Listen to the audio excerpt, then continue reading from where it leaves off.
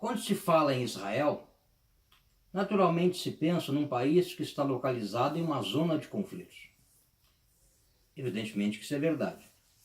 No entanto, eu sempre tive a curiosidade de saber, independentemente dessa questão de conflito, como é a vida do povo que vive em Israel.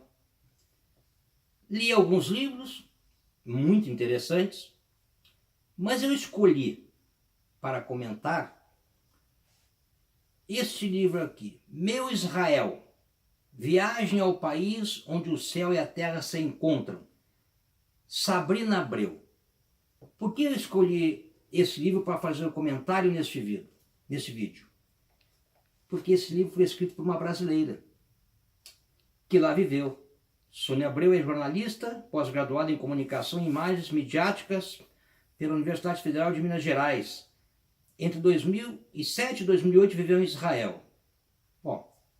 Então, é a visão de alguém de fora, no caso uma brasileira, tendo a percepção de como vive o povo de Israel. A capa do livro já é muito sugestiva. Meninas saindo da praia. Se tirar o nome e a bolsa dessa menina que está com o símbolo da bandeira de Israel, parece que ela está saindo de Copacabana, Ipanema. E é isso que me interessou. Nessa zona de conflito, como vivem as pessoas lá. A autora, diante dos outros livros que eu li, conseguiu fazer uma percepção muito interessante. Ela fala sobre Tel Aviv, sobre a questão de conflitos também com a Palestina, etc. Ela fala na questão da etnia que compõe a população israelense, fala sobre os kibbutz e por aí ela vai.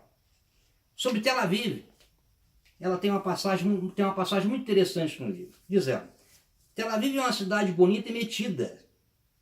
Metida do jeito que só as cidades bonitas podem ser. Seus habitantes, nascidos ou radicados ali, sabem quem estão com tudo. E não escondem alegria diante de frases bem batidas como aquela. Em Jerusalém nós rezamos, em Tel Aviv nós brincamos. Continua ela. Não que a vida em Jerusalém seja só rezas, mas em Tel Aviv a brincadeira é mesmo mais gostosa. O mar é logo ali. Ele é quente. No verão a temperatura fica acima de 25 graus. A parte mais rasa parece a própria jacuzzi. Não bastasse o mar, há vários bares, restaurantes, boates, cafés, lojas, galerias. Há também a liberdade. Sempre ela, que faz toda a diferença e atrai os jovens, atrai os gays, atrai os turistas não tão religiosos, atrai os religiosos não tão sisudos. Diz a autora, em hebraico, Tel Aviv significa colina da primavera, mas bem que poderia ser colina do verão. Ela também fala sobre a questão da etnia, muito bem posta. Consegue perceber realmente como funciona essa situação em Israel. Diz ela, entre 1948 e 1949, os Mizrahim judeus saídos de estados árabes do Oriente Médio e Norte da África, como Iraque e Líbia, por exemplo, fizeram Aliyah. Entre os sabras de hoje, metade vem de famílias formadas por Mizrahim. A partir de 1991, foi a vez dos falachas, judeus etíopes.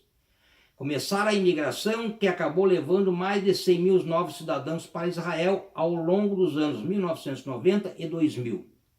O resultado de tantas migrações, como os brasileiros bem sabem, é uma sociedade colorida e plural. E com jogo de cintura, porque em meio a tantas culturas diferentes não é possível ser tão rígido com as regras. Também ela fala sobre a questão das festas, dos ritos. Essa passagem aqui é muito interessante, para quem não conhece. Interessante perceber que o prazer e a religião são muito conectados. o ponto de onegar Shabá, o prazer do Shabá ser uma obrigação. Quem gosta de dormir, deve dormir. Quem gosta de comer chocolate, deve comer chocolate. E todos devem descansar, seguindo o exemplo do Criador, que descansou no 7º dia, e aproveitar o tempo para rezar e a sinagoga, se forem religiosos.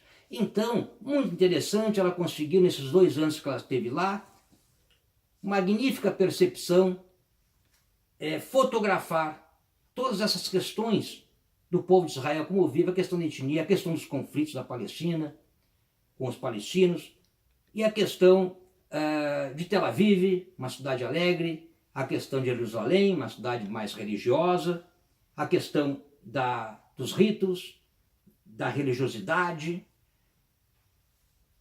E por fim ela entrevistou um dos grandes comandantes, idealizadores do kibbutz. Todos sabem o que é kibbutz? Kibbutz eram, um tempo atrás, em Israel, pessoas que viviam em comunidade, produzindo e vendendo num regime quase que socialista.